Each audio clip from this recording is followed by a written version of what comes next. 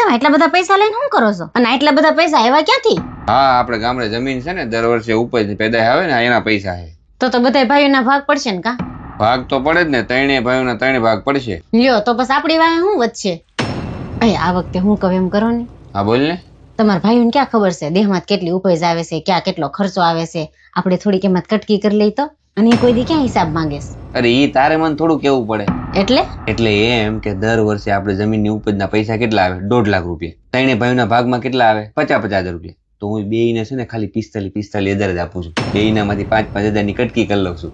તો આ વખતે આપણે વધારે કટકી મારી લઈ તો એને ક્યાં ખબર છે દેહમાં કેટલી ઉપજ આવી? એમ કહી દેવાનું આ વખતે મોડું વરસ થયું તું, ઓછી ઉપજ આવી અને ઈ તો માની લે. એ વાત તારી હાચી હો. આપણે દર વર્ષે છે ને 5,000 ની કટકી કરી છે ને, આ વખતે 10,000 ની કટકી કરી નાખી. કેમ બાકી? કેમ આપણો આઈડિયા, આપણો મગજ કેમ? વાહ પપ્પા વાહ, શું તમારો આઈડિયા છે, હું તમારો મગજ છે, એની તો વાત જ ન થાય. લેલા તું છે ને વખાણ કરશો? પપ્પા તમે કેટલી ચાલાકીથી તમારા ભાઈઓ સાથે વિશ્વાસઘાત કરો છો અને એને ખબર ન પડે એને પૈસા રાખી લ્યો છો. અરે બેટા, હું આપણા બધા માટે કરું છું, તારા હાટું જ કરું છું. ભવિષ્યમાં ક્યારેક આપણે કઈક વસ્તુની જરૂર પડી હોય ને તો આપણે પૈસાની તંગી ન આવે ને એટલે. ના હો પપ્પા, મારે નથી જોતા એવા ચોરી કરેલા પૈસા. તું હજી નાનો છો, તને એમાં કઈ ખબર ન પડે. જા રમવા વ્યો જા. મમ્મી પપ્પા તમને આવું કરતા શરમ આવી જોઈએ. અને જો આ મારા માટે કરતા હોય ને તો મારે નથી જોતા એવા પૈસા. અને તમે આવું બધું કરીને મને શું શીખવાડવા માંગો છો કે હું પણ મારા ભાઈઓ સાથે આવું કરું? શું મને આ જ સંસ્કાર આપશો? તારું હમણાં બહુ બોલવાનું વધી ગયું છો. તાર બકબક બંધ કરજે નકર ઝાપટ પડી જાય. બસ રહેવા દે. આ નાની ઉંમરમાં છે ને છોકરો આપણને ઘણું શીખવાડી ગયો છે.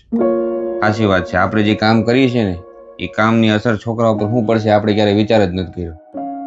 હવે છે ને આ હું મારી ભૂલ સુધારી. બેટા, આજ પછી છે ને હું તને વચન આપું છું કે આ કામ હું ક્યારેય નહીં કરું. અને જે પૈસા મેં લીધા છે ને મારા ભાઈઓને એને હું પાછા આપી દઈશ.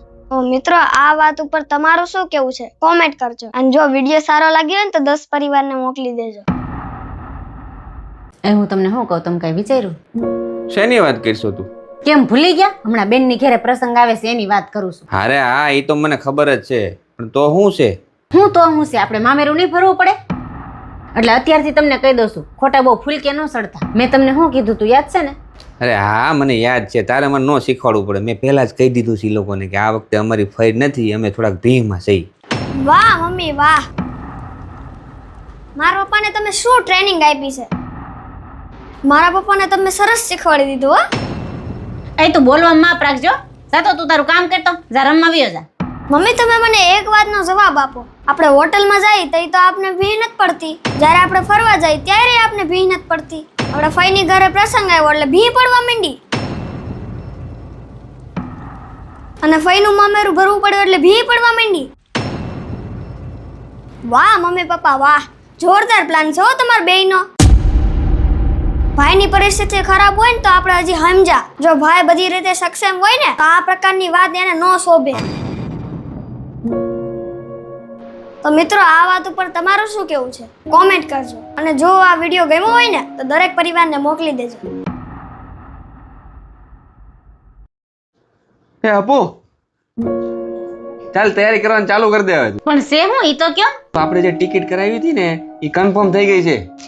હાલો તે હું બધું ફટાફટ પેકિંગ કરવા માંડું. કેટલું બધું પેકિંગ કરવાનું થાય? આપણે ઊભી રહેજો, મારી વાત સાંભળ. તું છે ને પેલા બધાના સ્વેટર, પગના મોજા, હાથના મોજા, ટોપા, ગરમ કપડા, મતલબમાં ઠંડી ન લાગે ને એવા કપડા લઈ લેજે, કારણ કે ત્યાં ઠંડી બહુ પડતી છે. ઉતાવળ કરતી ને પેકિંગ કરવામાં. બધું યાદ રાખીને બધું ભરી લેજે. અરે એ તમે કઈ ઉપાધિ કરો, આ વખતે બધું યાદ કરીને નાખી દે. અને આ વખતે આપણે ટ્રોલી બેગે લઈ લેવી છે, એટલે બધું સામાન ઉપાડવાનું કઈ માથાકૂટ નહીં. પપ્પા આપણે કે બહાર જવાનું છે? હા બેટા, આપણે 4 ધામની યાત્રાએ જવાનું છે. હે, યાત્રા કરવા જવાનું છે? કઈ જગ્યાએ જવાનું છે?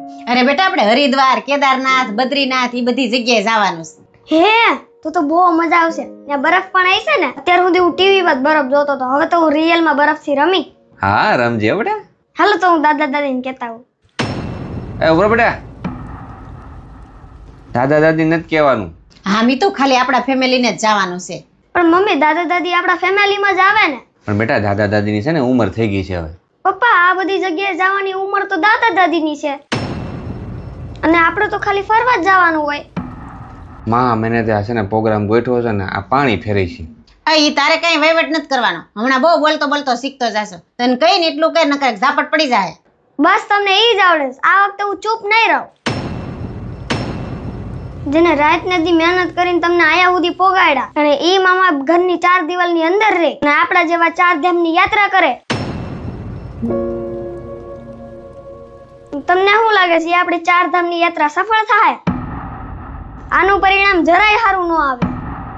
મિત્રો, તમારું આ વાત પર શું કેવું છે?